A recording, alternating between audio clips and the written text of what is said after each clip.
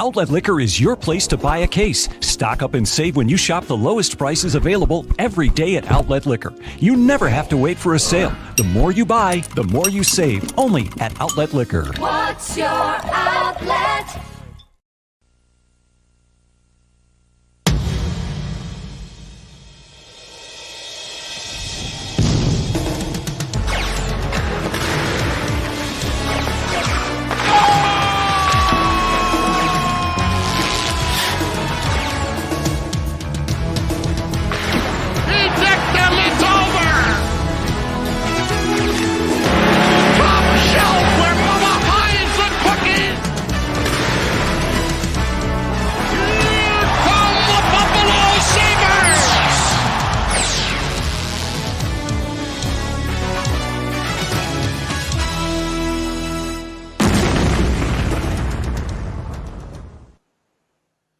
Welcome, everybody, to All Hang Up and Listen, brought to you by Outlet Liquor, the place to buy a case on George Urban Boulevard. I am Duane Steinell, host of Two Goalies on Mike, joined by my co-host Connor Hurley. Sabres lose 5-4.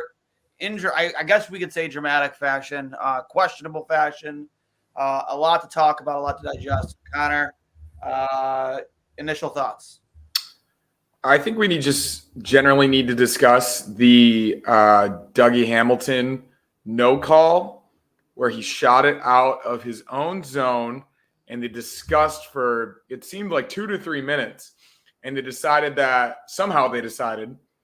with no real visual evidence, that the puck hit the glass and deflected out of the zone.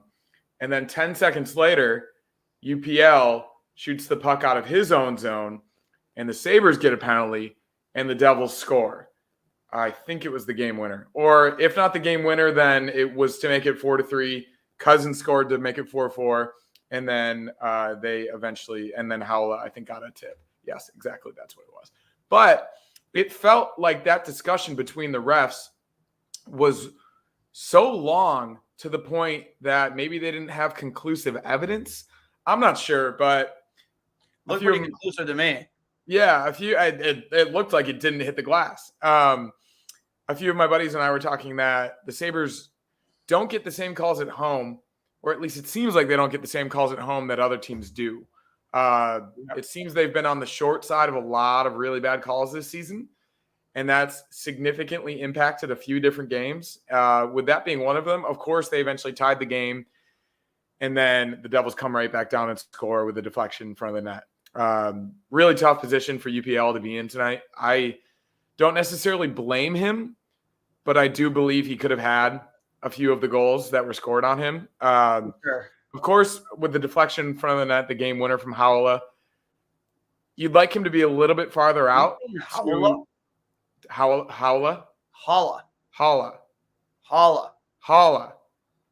If you hear me. I don't have a pronunciation guide in front of me. I'm so sorry. But you'd like him, especially on point shots. Like, for me as a goalie, I'm not an NHL goalie, but it seems like if you challenge a little bit more on those, you reduce the risk of a deflection going in your own net, because you're taught to get out on top of your crease and be as close to the offensive threat as you can to mitigate that risk of a deflection going in. So your body is there to potentially get in the way of that type of deflection. And I felt like he was a little bit deep in his net. He's a big goalie, so he does do that. But I do believe that if you played a little bit more aggressive, he could have prevented that. By no means am I blaming him for the loss, but I do believe the Sabres probably would have won had Eric Comrie not left the game, which is unfortunate for him, unfortunate for the team. Really, really tough break. Yeah, it sucks too, because like Comrie was kind of getting into his own there, right? Like he was making some big saves. We saw the big glove save. Was it on who was the glove save on? It was who it was on, but it was fantastic. Yeah. He looked like he was zoning in.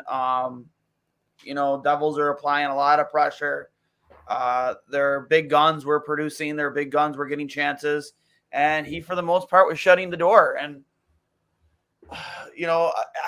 he scored 4 goals tonight. You know what I mean? Against a Devils team, they should be good enough to win. I know how great of a season Jack Hughes is having. He had a couple points tonight, right? I think just one, actually. Just one? Oh, we kept it to one, huh? That's crazy. So 18 points in 7 games brought the point per game total down. Not bad. Couple claps for us. But yeah, I thought Comrie was looking really good in that, and unfortunately, we don't have an update on his health or what happened. I think you'd agree that's probably a knee or a groin, right? I'd argue the way he reacted, it was a groin. Yeah. A knee, especially the movement he had going from his post out. He made a kick save with his right pad, and it felt like such a quick movement early enough in the game that maybe he wasn't exactly warm yet. I know it was in the second period, but early enough in the second period that potentially he just tweaked something. And that can happen. I mean, he's a little bit on the older side. You never know with stretching these days. Of course, these guys are in incredible shape, but certain movements in net, you can tweak something really easily. And the way that he reacted definitely seemed like it was way more serious than just your casual strain. You know what I mean? Like, he was unable to get off the ice. And I saw UPL on the bench immediately grab his helmet. He knew exactly what was happening at that moment. So yeah, I feel like this is going to be a week to week, potentially month to month injury for Eric Comrie. And that leaves the Sabres with Devin Levi, who is coming off likely a groin injury himself. We don't know, but you got to think with the day-to-day designation. And then Ukko-Pekka Luukkonen, who looked good to begin the Senators game, ended pretty shakily to let them back into that game. And then he comes in cold against one of the best offensive teams in the league and doesn't necessarily perform great. So after all the confidence that was inspired by Eric Comrie and UPL to begin the Senators game, the Sabres goaltending situation is now extremely precarious. And it begs the question, especially if there's another injury, you're not bringing Dustin Tokarski up to backstop this team. It begs the question, do you look to make a trade? Because this team is going nowhere if they can't stop the puck. I think we've known that for a long time. Not wrong. We've known that for a long time. This team has only gone anywhere when they've been able to stop the puck, i.e. Dominic Hasek and Ryan Miller. But the lack of confidence that they likely have in their situation right now is way worse than they thought it would be, I would say at the moment. So they're going to have to figure something out. Yeah, I know, was it Cooley, goalie down in Rochester? I forget who it was. It might have been Lance Lyasowski from the Buffalo News. He mentioned it looks like we might get to see a debut of that slug helmet sooner than he expected, depending again on how far along Devin is. Do you really want Cooley coming up from the AHL? I mean, what do you have? What choice do you have right now? I know that's the choice, but I'm saying we talked about a trade in the offseason. We talked about a trade at the deadline. They haven't done really anything aside from keep the same guys that they had last season and also place their trust in a 21-year-old rookie who's already hurt after you started him 4 games to begin the season.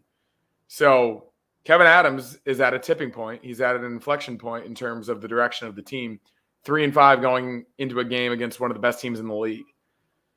So you see how that game goes. If Devin Levi is healthy and he gets on a little bit of a run, great, but you're not going to play him 4 games in a row again. And then you got to see where you are with UPL. I don't feel great about it. I'm going to be honest. I do not feel great about it. And that's coming from someone who's typically optimistic about goaltenders. Don Granado just updated in the presser. They will not have an update on Eric Comrie until tomorrow. So a non-update update. Yes, a non-update update. Fortunately, we have no update for the update for Eric Comrie.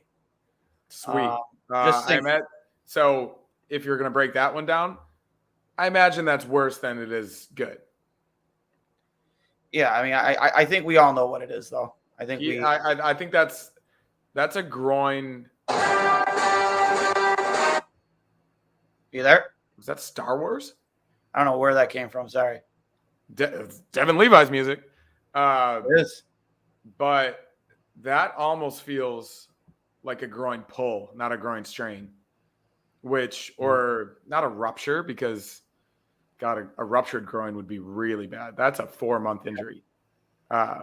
So yeah, you see what happens there. but I'm not particularly confident in UPL, and I don't think this. Well, I don't if think if Devin is good to go for Sunday, it is Goat Head night, and we know what that means.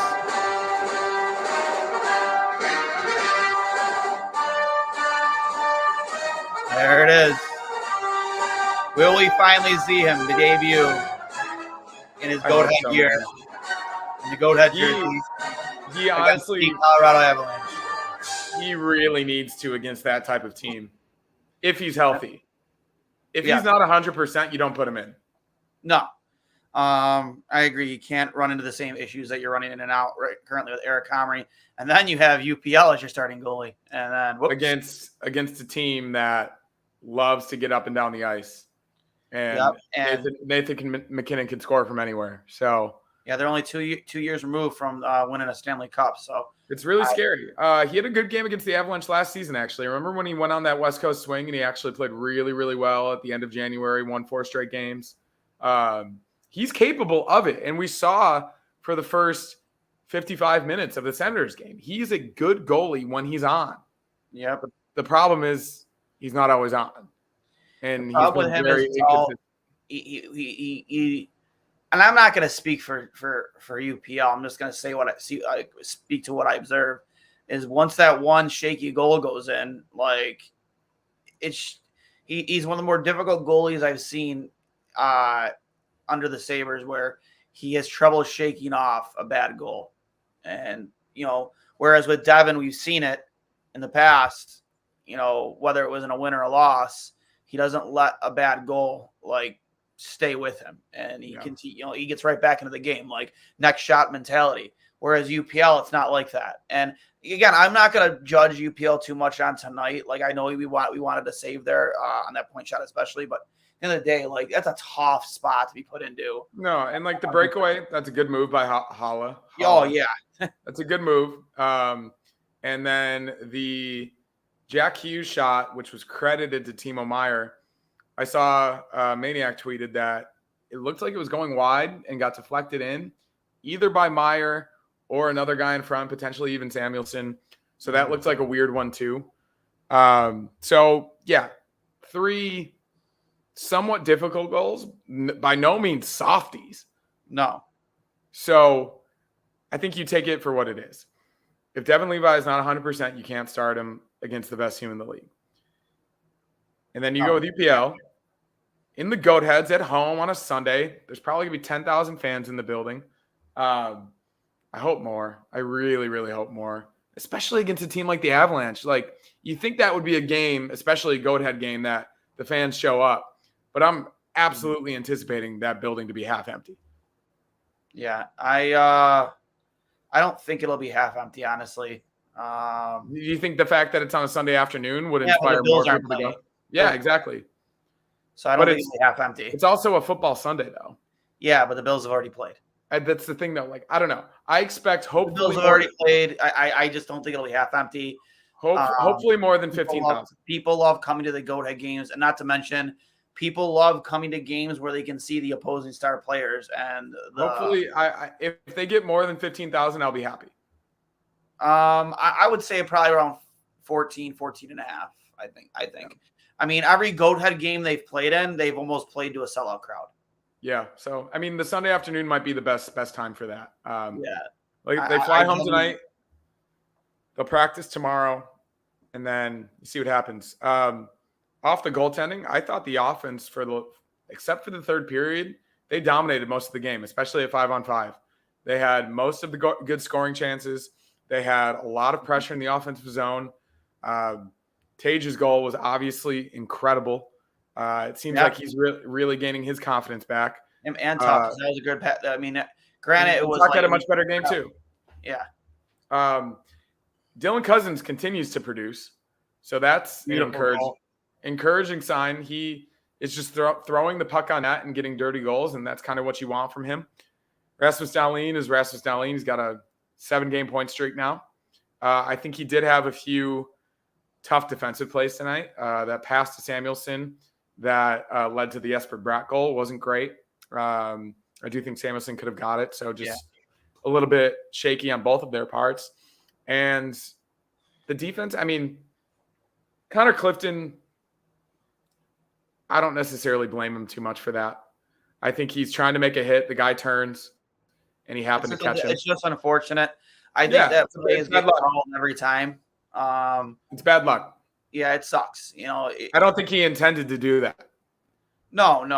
We talked about extensively the Brady Tkachuk, Alex Tuck fight from the other night, where people talk about timing and not being able to control themselves and emotions. That's a situation where I do look at it and I'm like, does he deserve the match penalty? Yes, he does. But do I think he meant to hit Hischier in the head? Absolutely not. It sucks.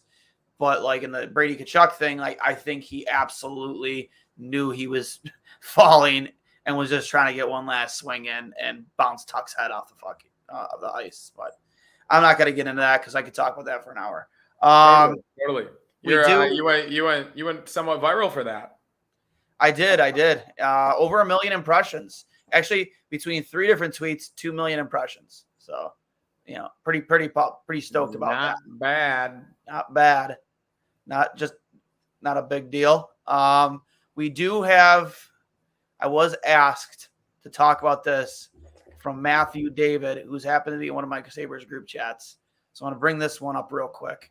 And it's a good point, something we should talk about. And I guess it just goes to the point of, how good of a team New Jersey really is. Shots on goal, 40-27. They won every single period, shots wise, except for the second. Face-offs, I mean, we got to start winning, especially defensive zone draws. Yeah. We're constantly behind in that every single game. And I mean, you look at aside from the other night when they did, I think it was the Senators game or the Canadiens, or maybe it was the Islanders game last week. They have had a couple of games where they've won the face-off battle, surprisingly. I do point to those offensive zone draws with a minute left and the goalie pulled. Casey Middlestat was taking the draw, and he went 0 for 3. Yep. Is he your best face-off guy? He usually is, yes. So that's unfortunate because I don't necessarily think he's the best face-off guy. No, and it stinks. See, I mean, I don't know what you got to do, man, to figure out, how to get better on the draw. Whether you literally take an hour in a practice and just I think they do though. They do practice these things. You see reporters tweeting about it. You see specifically guys working to the side. It really just comes down to timing and getting a feel for these refs. Different linesmen have different tendencies, and you need to time it correctly. Sidney Crosby has made a career out of it. Ryan O'Reilly is one of the best in the game still. These guys know exactly what they're doing at the right moment to put themselves in the best position to win the puck back. And sometimes it's not even timing it right. It's getting your stick down, tying them up, and winning the puck back. It's a very nuanced thing. But if you work hard for it and you get your wingers involved, you can win draws. I just don't necessarily think they're working hard enough for it. Yeah. From Greg here, can this D ever play good in front of their own goalies? I'll answer right now. No. Is almost common how bad they are. How bad they let their. I'm assuming how bad they are in front of their goalies. I will say this season has been better than last season. It has though. It has. Maybe. What are we talking about? 2% better? Because no. But the goals are pretty bad. Aside from tonight, the goals against are way down. The chances are way down. If you look at Corsi for, Corsi against, all of these statistics that you look at for defensive efficiency, this team is better defensively than they were last year. It's that the offense has, aside from the past 2 games, there has been some regression. I think everybody and their mother knew the Sabres weren't going to score as many goals as they did last season. That's just not possible. So I think it's got to get to a point where they get into a groove where they trust each other, because a lot of the time they have these turnovers in their own zone and it happens so quick because the skill is so good. You saw it with the Devils tonight, that Jesper Bratt goal. Dahlin misses Samuelsson by an inch. he takes the puck away and it's a breakaway and a goal. Mm-hmm. You see on the power play with Cousins, the errant pass to Dahlin, Hala gets the puck, goes down a breakaway goal. Like, it can happen so quickly. So turnovers are obviously a big thing, and we talk about puck watching. I still think there is a fair amount of it, but I honestly do believe it's way less than last year. I'll agree to an extent. I just think it's still probably it's not good. No, I mean, exactly. Like what percentage wise are we saying? Like, is it better from last year? Like, I think it's at least 10% better. We'll see. I don't know. Like, I still see even Dahlin's been guilty of it, man. Just staring down at pucks. We're still, I'm honest to God, one of the worst teams in the league below our own dots. One of the least physical teams. And to the listener's point, or the viewer's point, like, Clifton, even though Clifton's gone, doesn't mean you can't play physical in front of your own net. They don't tie up bodies. They just don't. They don't. They stand next to them. They stand next to the opponent, but they don't tie guys up and leave guys open right there for rebounds. Like the one goal on Comrie, perfect example. Like, it's just nobody's there to tie the man up. If Clifton likely is suspended, which feels like might happen. Oh, you're gonna get your first look at Jacob Bryson this season. Yeah, who doesn't inspire a lot of confidence defensively. I would much rather have Riley Stillman in the lineup. Seems like he's doing all right in Rochester. So, yeah. Especially with the quick turnaround Sunday afternoon, I do think we'll probably see Jacob Bryson against the Avalanche on Sunday. And oh boy. Yeah, from the Tin Man, think coach needs to go. No, I don't think so. His whole staff can kick rocks, but not him. We know how Duane feels about Matt Ellis. Yeah. Or are we still not in panic mode yet? We're 3-5 right now, correct? Not in panic mode. Not in panic mode, no. I'm more confident in UPL than Comrie. Well, you're going to have to be at this moment because it doesn't look Comrie's out probably a month. I would say so. Yeah, see, to your point earlier, he has beaten UPL does have a win against Colorado. This game, and by Devin's early struggles, has made it apparent that choosing to run it back with a 3-goalie system was a mistake. His team deserves a better goaltending situation. I get it. Like, I get it. Devin's like record isn't like good. He's 1-3. At the same time, I wouldn't say it struggles. I would say it was more, at least for the first 3 games, the inability to score. Like first 5 games. Yeah. His first 3 starts, he did his job. He gave that team every chance to win. They just couldn't produce. Couldn't buy a goal. And then obviously for about a period and a half, then obviously the wear and tear of starting 4 games in a row started to show. I am fully confident that if Devin Levi is healthy, that you can go right back to him and he's not going to miss a beat. And he's going to be ready to go. Just much like what Eric Comrie looked like to start tonight's game. I believe that too. I'm still very confident in him, his athletic ability, as we've talked about, his mental preparation.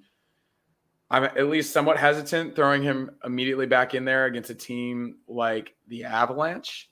I think potentially the Flyers next week would be a little bit better of a situation. I think it's a home and away against the Flyers next week. They're not nearly as offensively potent. It's not going to be as run and gun. It's going to be a little bit of an uglier game. We know how they play. We know how they like to muck it up. Whereas the Avalanche game is going to be a lot like tonight.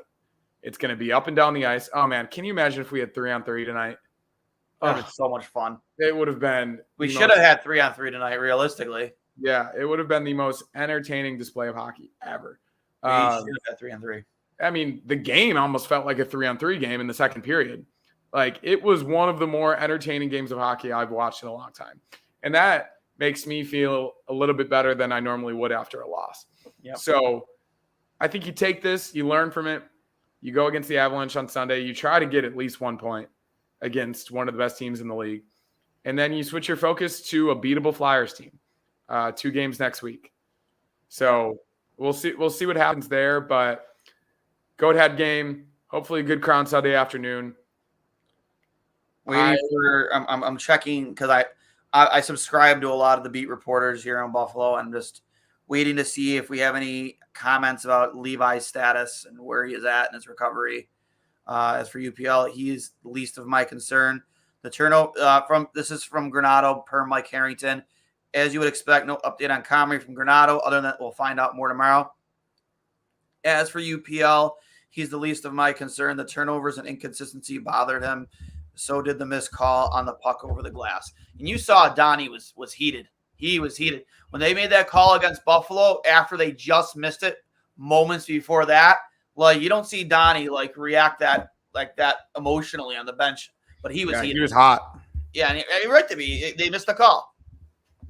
Yeah, I don't blame him at all. As we said, that seemed like a situation where they were over discussing it, overthinking it, and they decided for one reason or another to say that it deflected off the boards with no proof whatsoever. I don't know what the original call was.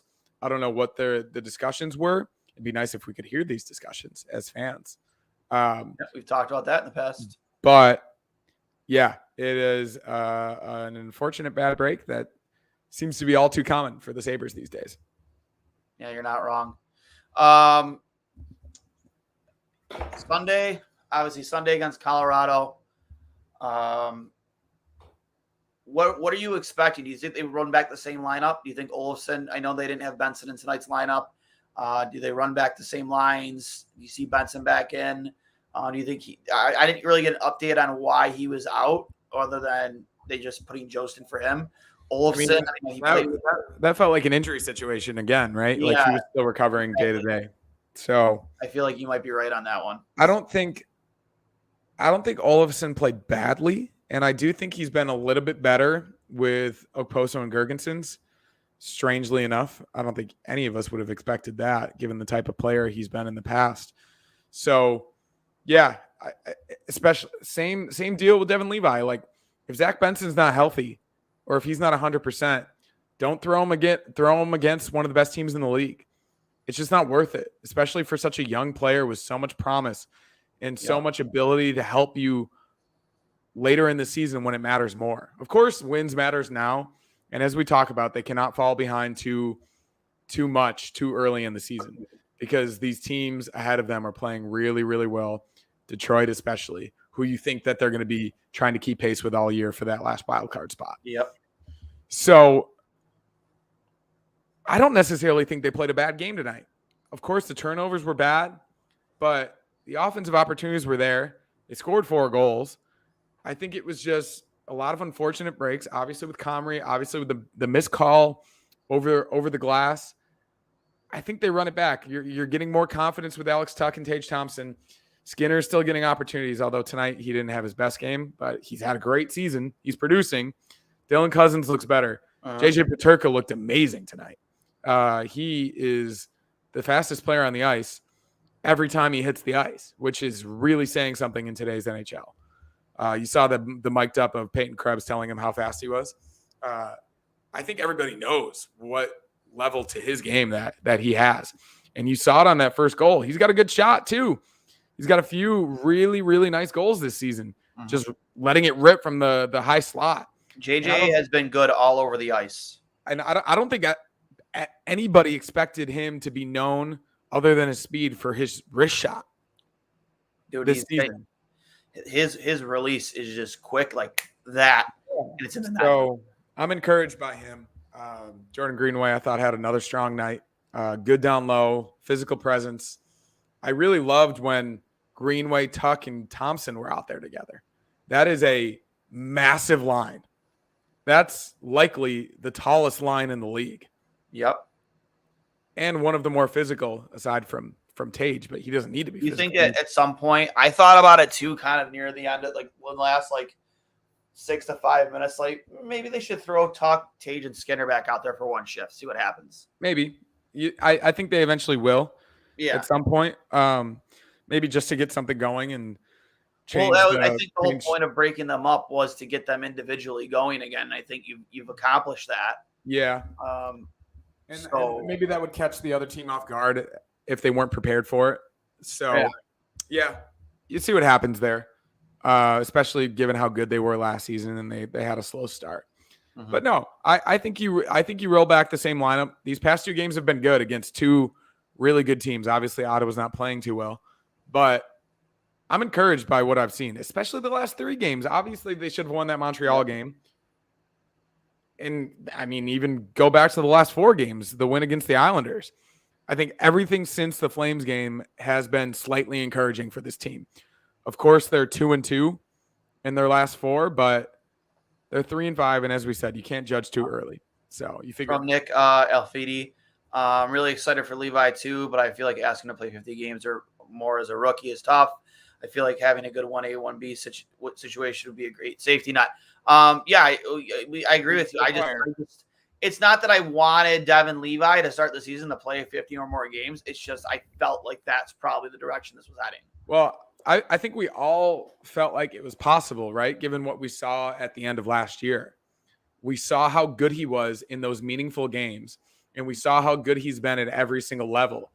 But the grind of a regular NHL season is way different than just like the adrenaline of a late season playoff push. So I do think it was a mistake starting him against the Flames, the 4th straight in 4 games in a week.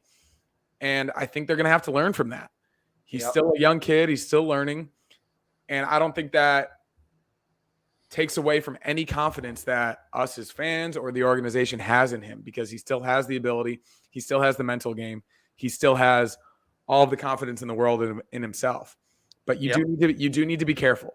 You do need to take this with extreme precaution, because you do not want him suffering an injury like Eric Comrie likely suffered tonight. From Dylan Baker, ref screwed us big time. Yeah, we discussed that earlier. Again, the Clifton call, I think that's going to happen no matter what player it is. I mean, unless you're Connor McDavid making that hit, then you're probably getting away with maybe a 2-minute penalty. Yeah. But it's unfortunate. It was deserving of a match penalty. He did slightly leave his feet at the very end. Slightly. I mean, that felt like a type of NFL situation, right? Like the head-to-head contact that you see all the time these days. Like they don't call it in the NHL nearly as much, but when it happens, as much as Gary Bettman doesn't acknowledge the existence of hockey and concussions to CTE, I think they are trying to crack down on that type of play. Yeah, agreed. Well, if that was the case, they would have probably suspended Brady Chuck for an extra game for, cracking Alex Tuck's head on bare ice, but that's just me. But, yeah, well, no, Dylan, yeah, we do know we knew you were generally probably talking about the delay game, Paul. But yeah, we talked about it earlier too. It was clear as day a missed call. Donnie showed how heated it was when they missed that call, but then called it on was it UPL? It was UPL who cleared the puck. He shot it straight out. Yeah. Straight up, yep. Tough. It's tough when you're a goalie to have that happen. You and I both know you're more intending for it to be a kind of a wrist shot. Kind of get under it, just flutters on you and just gets away. I don't know if I have the arm strength to get it over the glass, but that's just me. I'm not a great puck handler, but I can get it up the ice if I need to. Oh, I can. I prefer not to. Yeah. But yeah, it is what it is, man.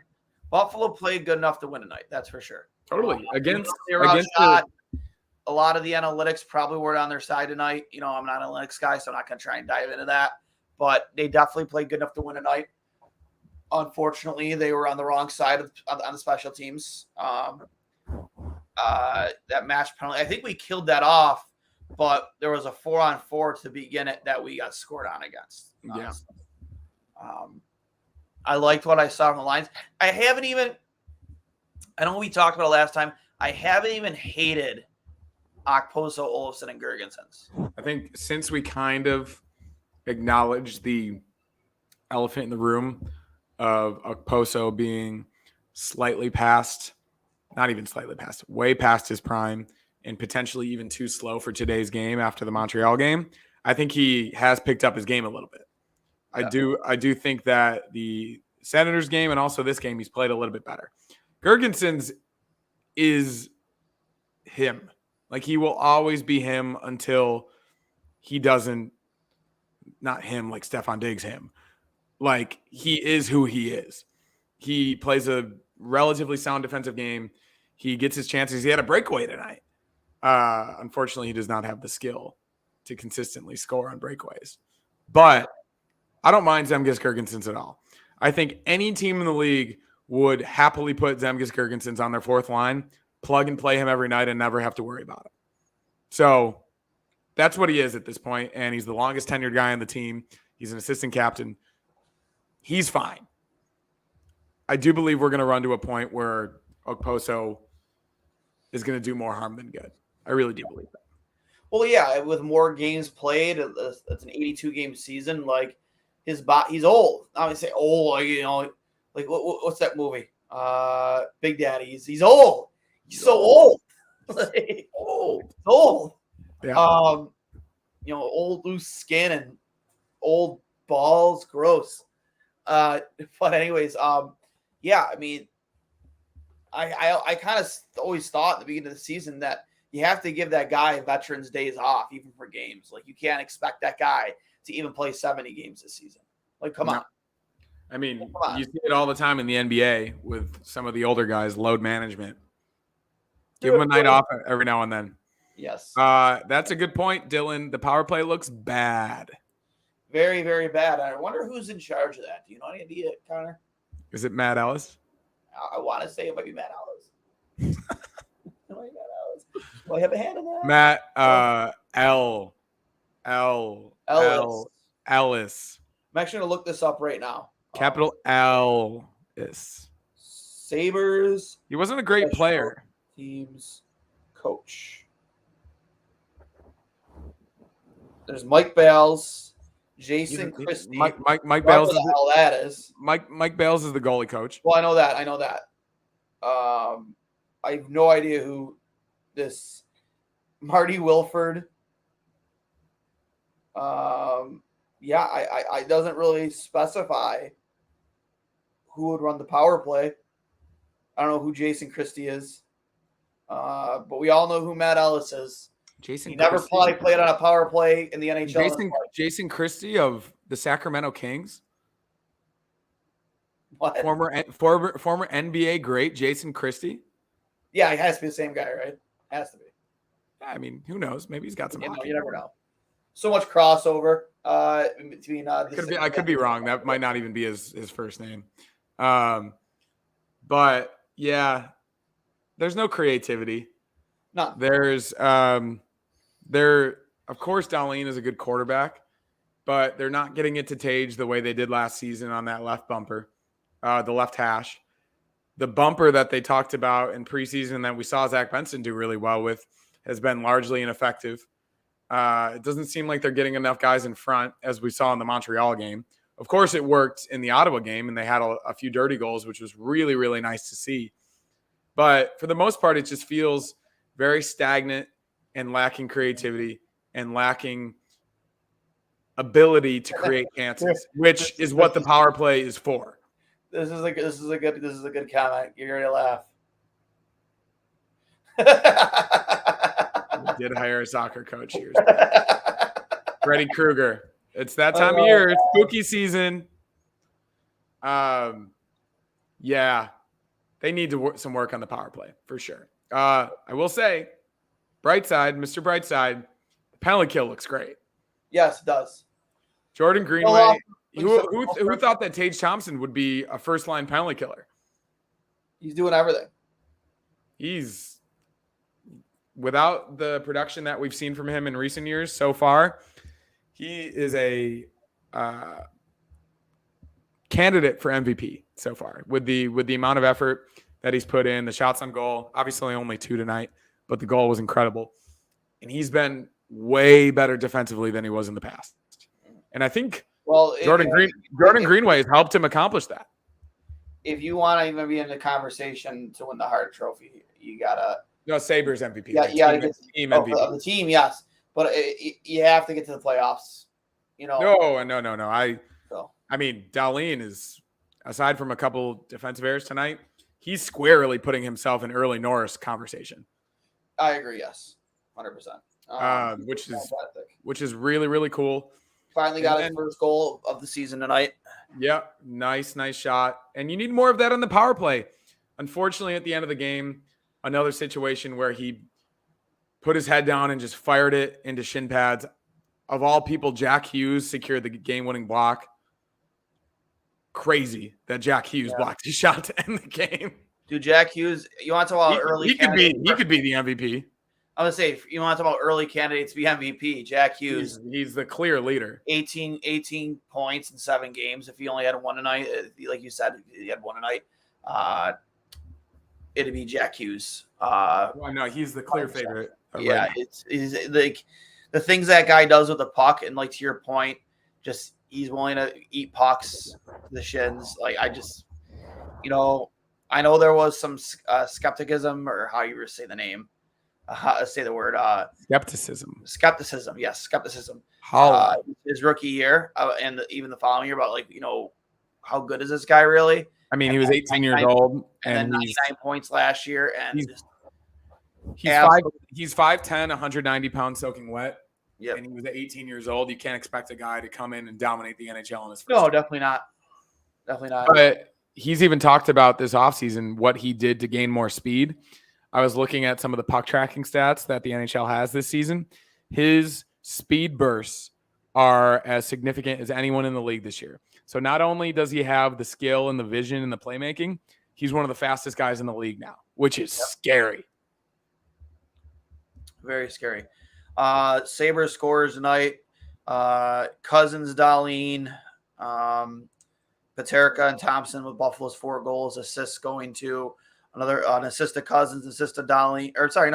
Assists went to Greenway, Jost, Okposo, Power, Samuelson, Skinner, and Tuck on the beautiful Tage Thompson goal. And then before he went out of the game hurt, Comrie had 16 saves on 18 shots, and then Luukkonen in relief, 18 saves on 21 shots. I want to talk about Vitek Vanacek for a second, because even with his time in Washington, he always seems to have Buffalo's number, and it drives me nuts. Like, it doesn't matter what team this guy plays for, he has their number. He's the COVID year nemesis. Yes. Dude, it was nuts. Like, the guy just had our number. He's been we only played the same teams in our division, and he started almost every single game we played against the Capitals. Yep. It's tough. Yes. Eric Holla with 2 goals tonight for the Devils.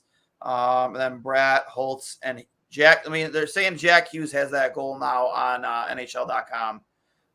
So, again, 1 point being a goal. Timo Meier with an assist. McLeod with an assist. Marino with an assist. Ball with an assist. And Luke Hughes with two helpers. And then Vitek Vanacek, 23 saves and 27 shots. And how about the Mike moment from the officials tonight? So funny. You already got the penalty. Get the fuck out of here. He's like, what is it? He goes, you're getting the effing power play. You're getting the power play. Get the F out of here is what he said. I was like, and there was one more effing right before that. He says, you fuck, and then he stopped himself. Yeah. So I guarantee you, if you watch any Pat McAfee lately, his hockey is awesome. So good. I made sure I tagged him in that because I did kind of sort of make it onto the Pat McAfee show the day after the Alex Tuck Gordie Howe hat-trick game. Anybody want to look? My tweet essentially made it onto Pat's show. The screenshot of his. No. Those were pictures that I took in front of my TV. Of his. Yes. I took both. Those were both my pictures that I took in front of my TV. Did he credit you? I did not get any credit, Pat. I'm That's pretty disappointed. Hey, because if you look if you look at those pictures and you look at my original tweet, those are 1,000%. I'm in the biz. I've got some connections. I'll reach out to him and ask for some retroactive credit. Yes, please. I appreciate it. But I made sure that I did the same thing tonight. We're on the good old DVR, or if you want to take it back to the Tropic Thunder, TiVo. If you want to call it TiVo, was that what they called the original DVR? Something like that. Rewound it and caught it almost live time, and posted it and tagged him. So he has to give me credit this time around if he does bring it up on the Hockey is Awesome segment on his show, which I'm sure he will bring this up because he did dedicate like a good minute just to the referees. Was it yesterday? Yeah, Yeah, I hope he gives you credit too. You deserve it. Yes. But yeah, I'm happy he's acknowledging the game, growing the game. I think he's probably got some new fans into it, especially in like Indiana. So yeah, I am appreciative of his commitment to the bit. Yes. Rakeen, we already addressed that. Yeah, we Yes. do. Depending on how long Devin's going to be out, we'll see. Short answer, yes. Long answer, probably yes. Probably yes. Short answer, yes. Long, yes, probably. Most likely. They've had a goalie issue since Ryan Miller left. Last question we'll take, and then we're going to wrap up. Thoughts on Sabres' attendance problem. My thoughts are start winning hockey games. Yeah, I've got some friends in Buffalo, and they've been there since high school, and they had season tickets. They got rid of them, obviously, in the tough years. And at this point, they are only going to support the team. They're only going to go to games, which from every perspective is a subpar experience throughout the league. Yep. I don't care that much. I'll go to the game. I'll get a beer. I'll sit in the shitty seats that they have, and it doesn't matter to me. But a lot of people are frustrated, and they want a winning product. You saw opening night, packed house. Without a doubt, a sellout, 19,030 people. And the atmosphere was incredible. Obviously, we were honoring RJ, so that helped. The Rangers in town. It was a Bill Sunday Night Football weekend. Yep. Packed house. And I would say it was 90% to 10% Sabres to Rangers fans. Correct. That was really, really cool to see, and I was happy to be there for that. But if you continue to lose big games, especially with the expectations the team had this season, it's going to be tough to get the support of the fans. Yeah. Point blank, period. Plus, it is, especially in the 100 level, it is expensive to go to these games. It is, man. And then with the way the economy is, it's you don't blame people for not going to games, man. I flew home and I paid $140 a seat for me and my parents to go to the home opener. And I was willing to pay that because of the experience. And I'm glad that I did. But not everybody's willing to do that, especially if you live in Buffalo and you've been going to these games and supporting the team for as many years as you have. Mm-hmm. So I'm not going to blame the fans for the attendance problem. The team's got to start winning the games. The organization needs to put a better product out there and also a better fan game day experience. Point blank, period. So another comment, and I don't know if I should take this personally or not, because I'm 36. You look like you're 14 now with a beard now that you cut your hair. Is he talking? Are they talking about me? I think. There's got to be talking about me. Maybe. It says, Duane, you look. Oh, wow. I look like I'm 14.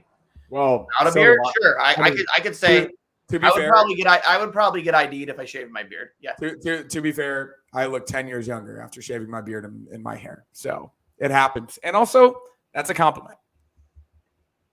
Yep. Gar, always thankful for you whenever you pop in. And thank you for your support. And then Sabres play at home like their parents are watching their first. Honestly, that is so true. Literally. Well, unless they're wearing the goat head jersey. Except when they're wearing the goat heads, and hopefully, eventually, that jersey behind me. My favorite, man. I love the goat head, but I love that jersey too. I got a Hashtag one hanging in the closet right now. So, but any final thoughts, Earls, before we get out of here? Good game. Unfortunate bounces, unfortunate calls. I'm encouraged. I'm optimistic, especially the way they've played in their last 3 to 4. How can you not be optimistic with the way they beat Ottawa? Yeah. No, and obviously it's Islanders, Canadians, Senators, Devils. I think they've played well in all 4 games.